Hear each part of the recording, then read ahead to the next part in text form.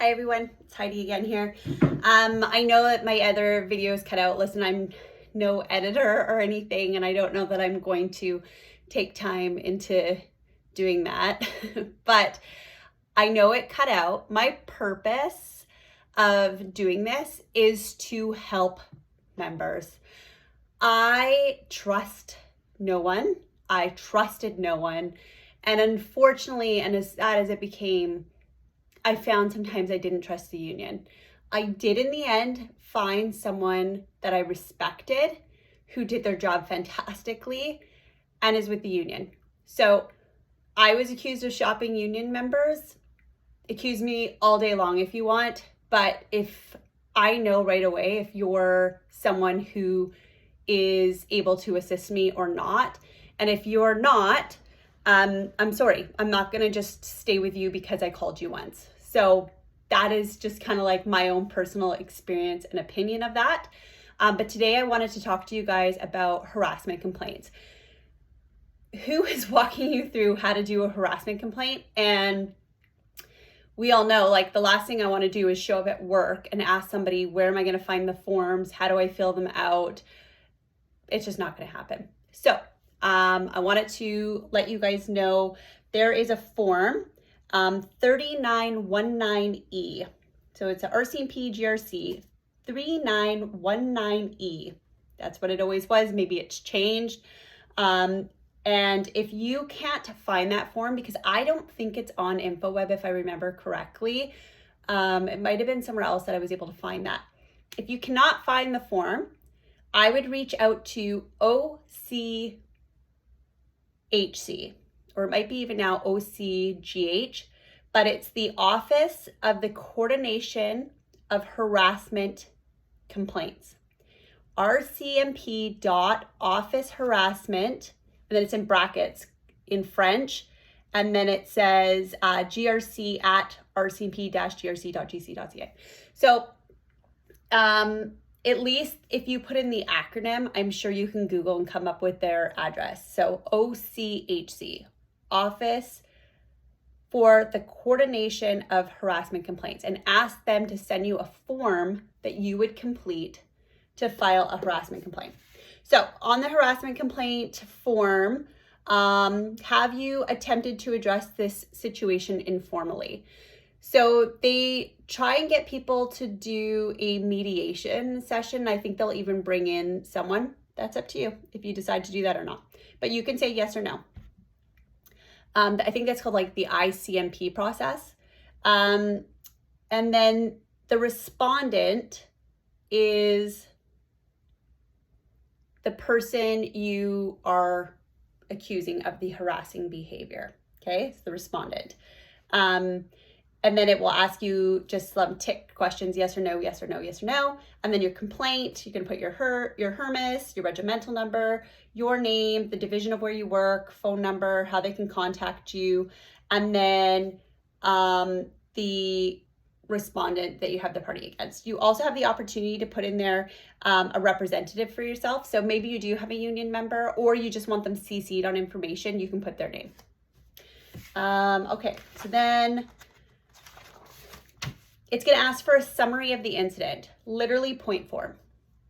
There's not much room to write on there. So you're going to take your incident, maybe even like a brief date, very quickly. This is what happened. Description of behavior, and they're going to say that you can have multiple incidences. As we know, harassment is ongoing. It's not just necessarily one incident that occurred, although it can be. And then you're going to say on there, on this date or an approximate date, here's the incident that occurred. And you're going to describe that again. Again, it's not a ton of room. They only give you a little bit.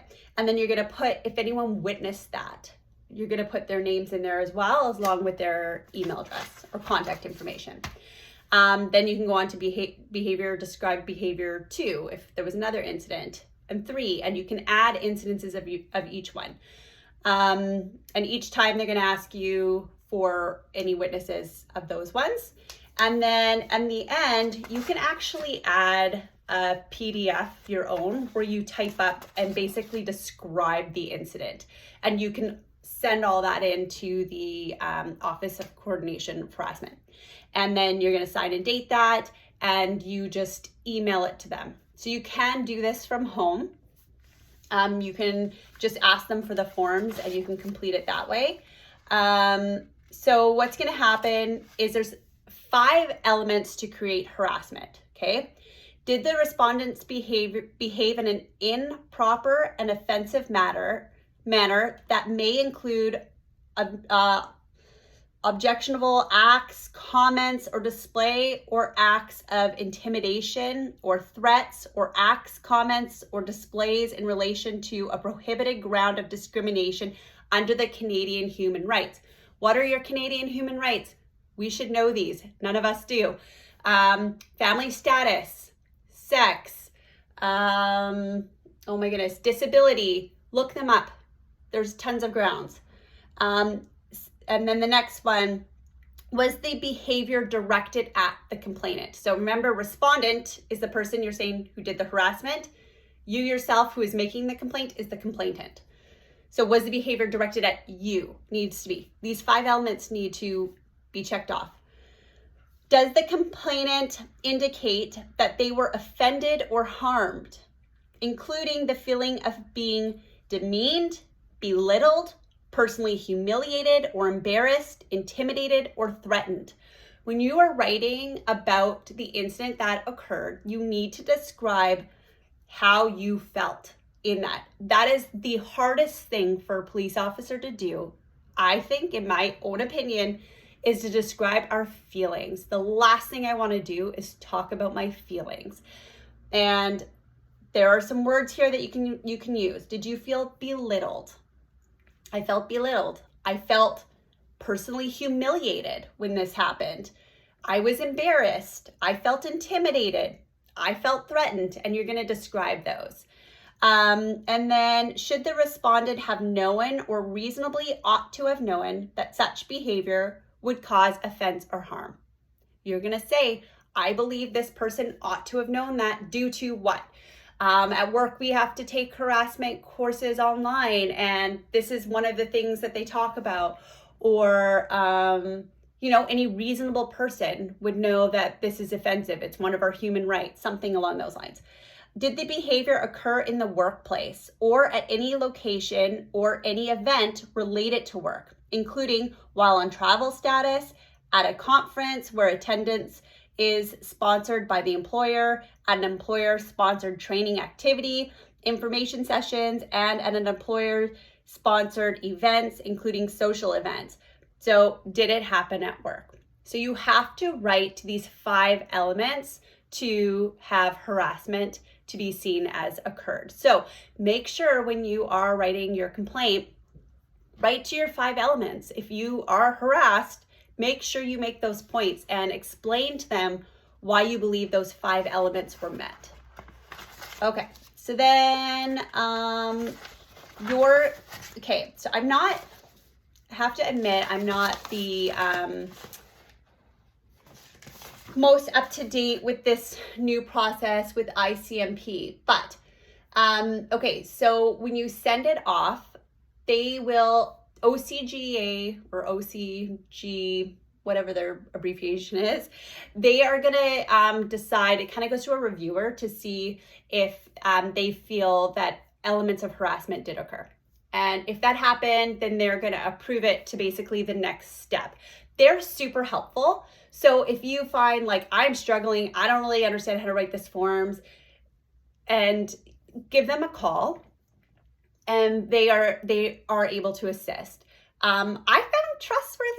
Like, I don't think they're repeating it back to anyone at the detachment where it was going to come back to me. So, I mean, take that word for it. But anyways, so then it gets assigned to an investigator. The investigators now are not supposed to be an RCMP member. They can be retired members, and there's a date. Maybe it's 4 years past. I don't know, something like that.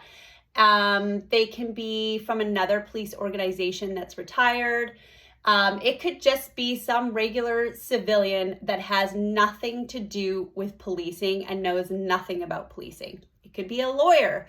So in those cases, you really have to dumb it down, and you need to write explaining. A lot of the times us in police, we use acronyms all the time. Spell out your acronym. What does that mean? Actually define, what does that role, what does that acronym mean? Because a layman isn't going to know if I just throw out terminology. They're not going to understand that. So you really need to spell everything out. So then when they do their investigation, they're going to call you. You're going to provide an interview, and they're going to take their notes from it. My suggestion, or I should say in my situation, what I have learned that, so when you file your original harassment complaint, I said how there's limited boxes for you to fill out the incident and just submit kind of like an extra PDF of like pages of like you describing it. Literally read that. We're going to assume the investigator read that. Don't assume. Don't assume anything. Don't assume anyone knows anything or that they cared to do their homework. So my suggestion to you is literally, if you need to sit down with the paper that you wrote and they're asking for your statement, read it. Literally line by line. If you don't, and they just ask you questions and you kind of answer that, you're assuming that they read your original one and are just going to put in the extra notes that they need.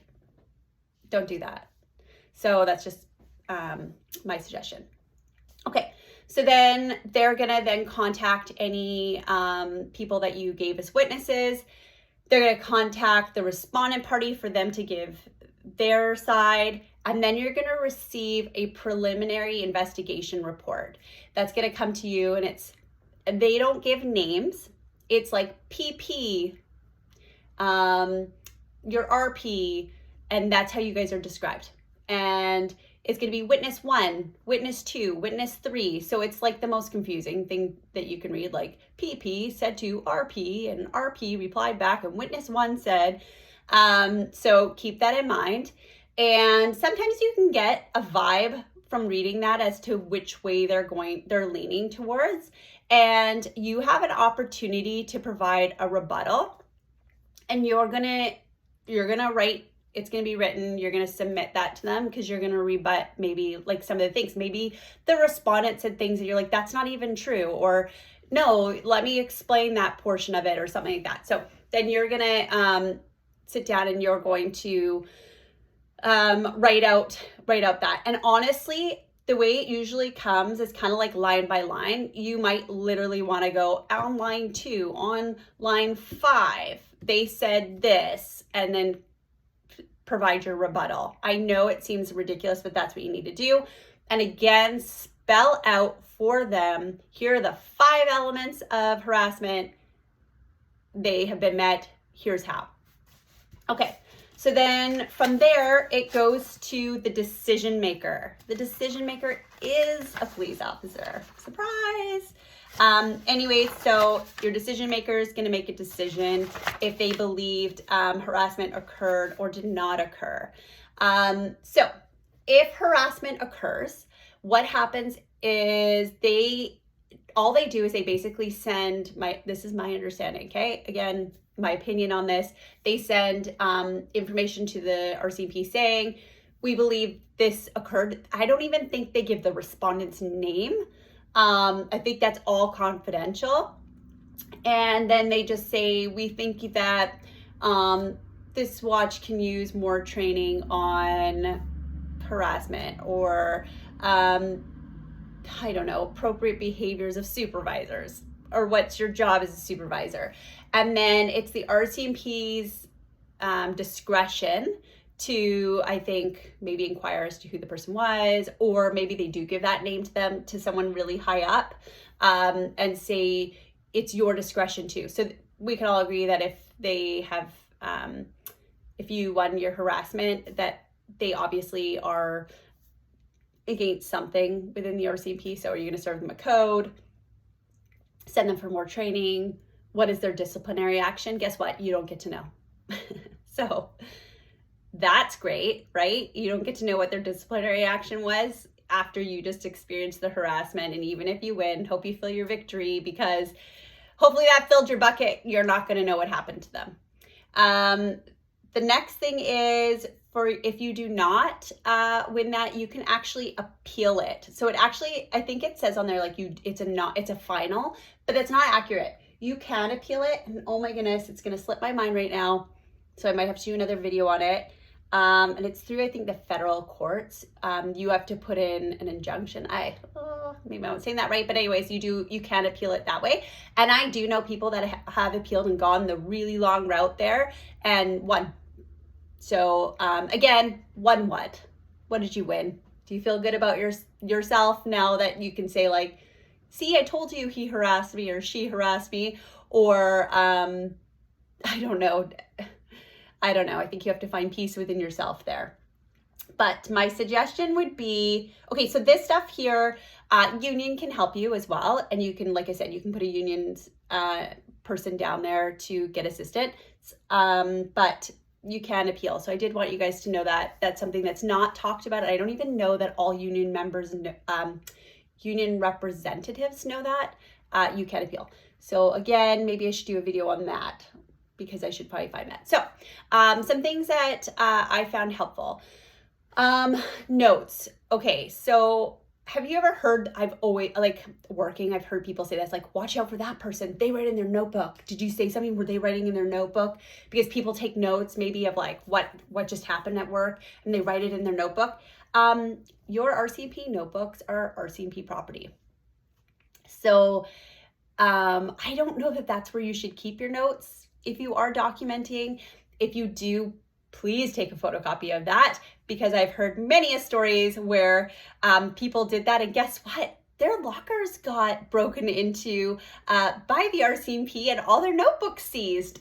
I don't know why that would happen, but maybe they had a reason to go do that. So I don't know that that's where I'd keep my notes. So one thing that I always found helpful was when the incident occurred, I would take a moment. I would be like, I need to go to the bathroom. I'd step aside. What I would do is I'd grab my iPhone, I'd put it into notes, and I would press the microphone, and I would record myself talking at approximately this time, blah, blah, blah, blah, blah, blah, blah, blah, blah, and just say everything that happens. Because now it's actually written, it's documented. I can email it to myself, again, time-stamped, dated, and then it becomes your contemporaneous notes. What is that? Those are notes taken at the time of the occurrence. So that's important, because if somebody else is going off of their memory, your contemporaneous notes holds more validity because you took notes at that time, 10 minutes after the incident occurred. So make sure you do that each time. I need to take a moment, go into the bathroom, go into the locker room, step out to your car, at lunch, whatever. Make your notes. It's fresh in your brain. You won't remember it as well a week down the road, or if you get home that night, maybe it's a busy night, and by the time you sit down to type it down, it'll be too difficult. If you've at least recorded it and sent it to yourself, you can edit it and say, like, okay, this should have been a capital letter, or it took this, because you know when you're dictating, sometimes it puts the wrong, I don't know, name or whatever you're trying to say down, so you can correct that. Okay, so that's a suggestion I found helpful. And then, okay, what was I saying there? So notes, and my other suggestion to people is pull your medical file. I'm not saying all harassment complaints are going to be related to medical file. That's not always the case, because it could be something completely different. But for anyone who maybe is, or you feel it might have some relation, you're going to pull your medical files. How do you do that? Email ediv_medical.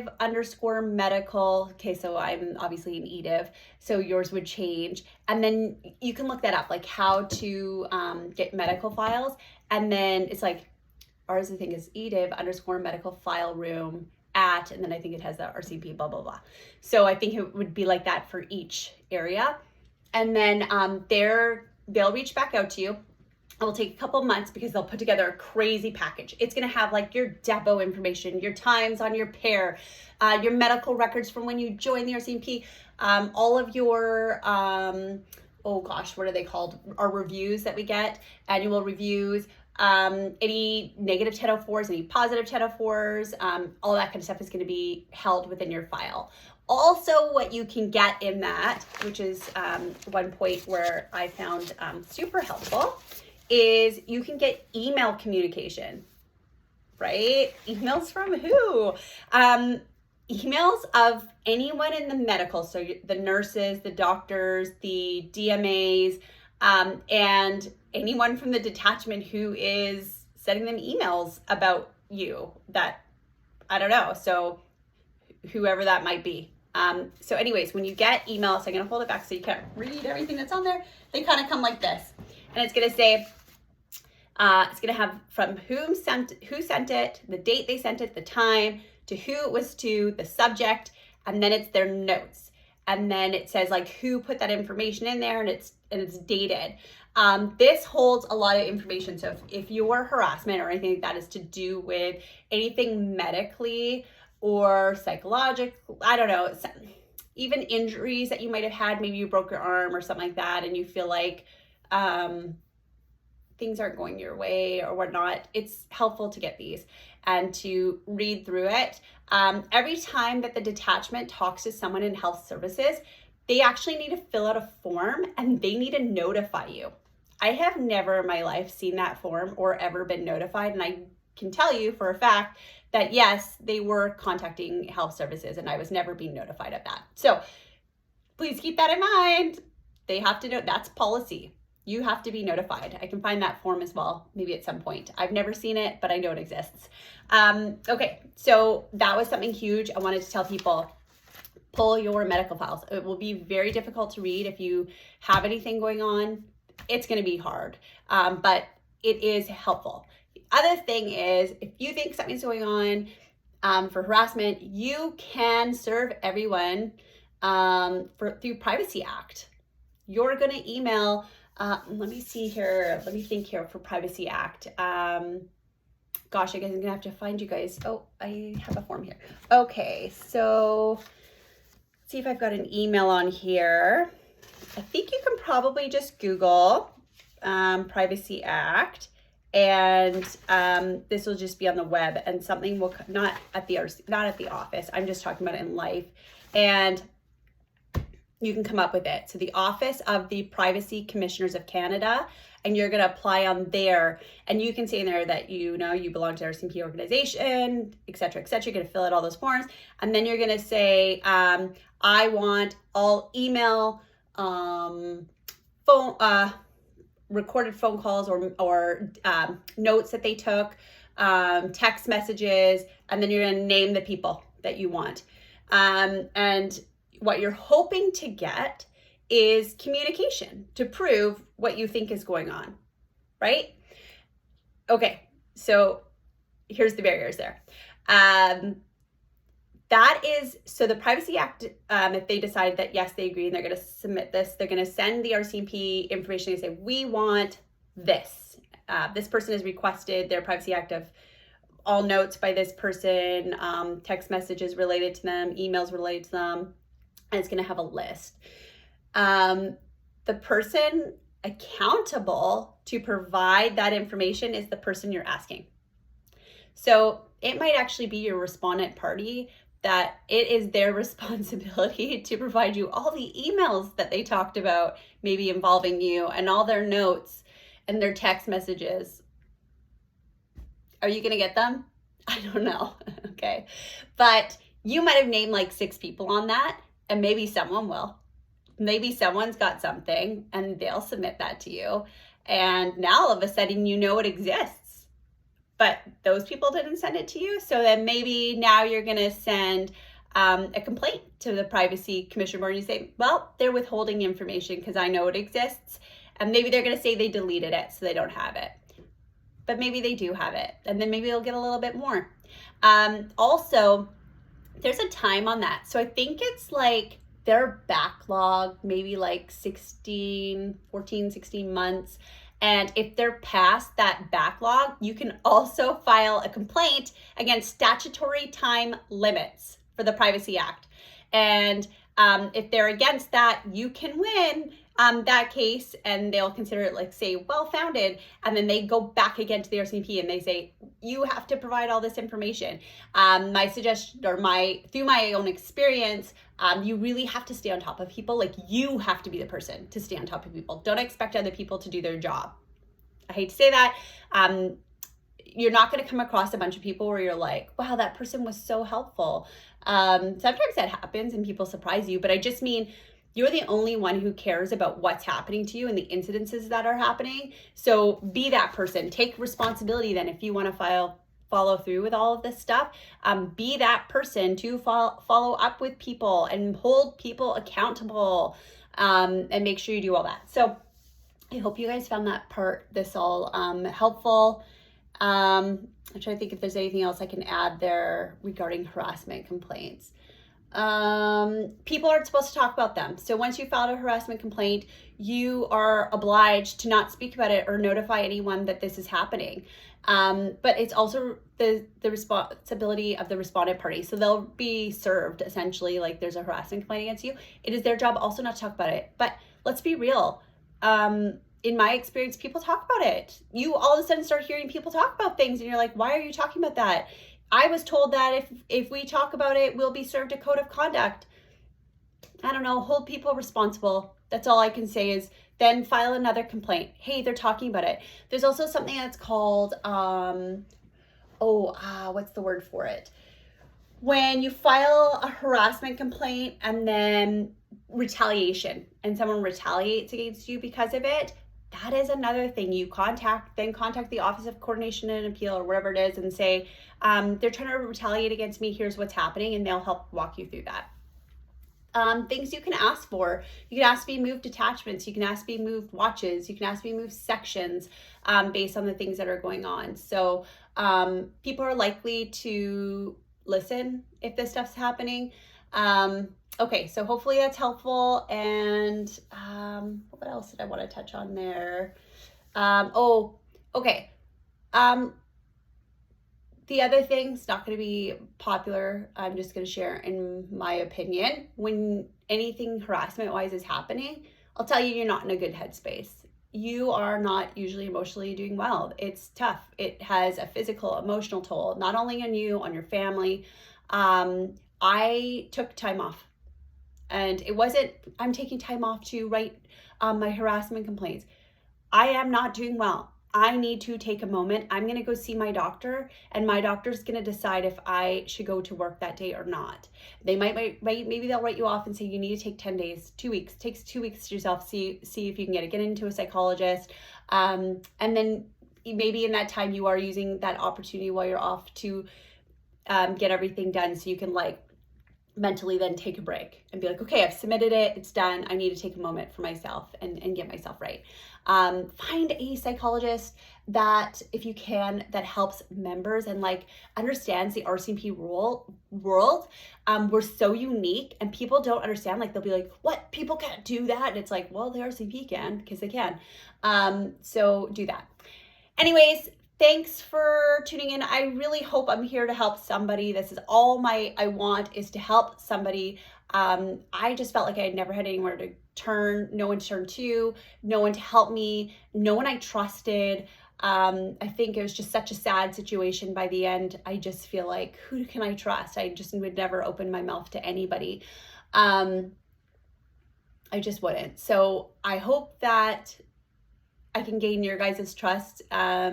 I mean, if you ever need to share something because you're lost and you don't know what to do, you can reach out and I'll try and give you my opinion.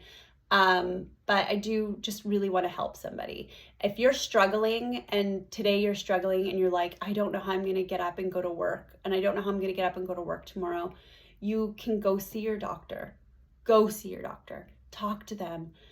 Explain what's happening. Maybe they can just give you the day off so you can get your mind right and you can book in a psychologist appointment or something like that.